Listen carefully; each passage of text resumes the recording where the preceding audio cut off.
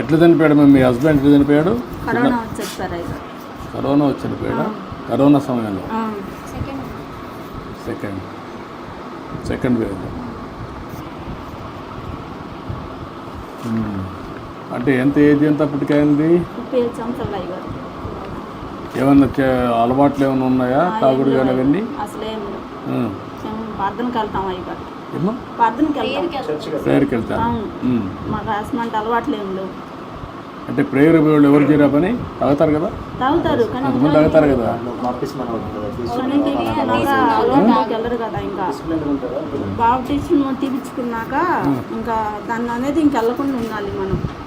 రొట్టె రసం తీసుకునేటప్పుడు ఇంకా అది అయ్యారు. అంటే కొంతమంది దేవాలయానికి పోతారు, తప్పులు చేస్తారు. కొంతమంది చర్చికి పోతారు, తప్పులు చేస్తారు. కొంతమంది మసీదు పోతారు, తప్పులు చేస్తారు. ఉన్నారు, రకరకాల మనుషులు ఉన్నారు.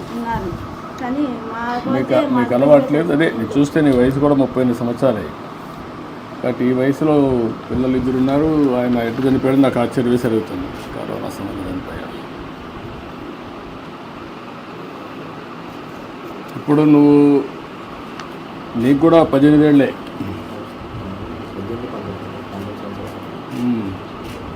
నువ్వు కూడా స్కూల్ నిలిపేసావు. తర్వాత అమ్మంటే ఇంకా అమ్మ ఒకటే కష్టపడలేదని చెప్పేసి వర్షాపేట వచ్చిన వరకు తీసుకుని రావచ్చు.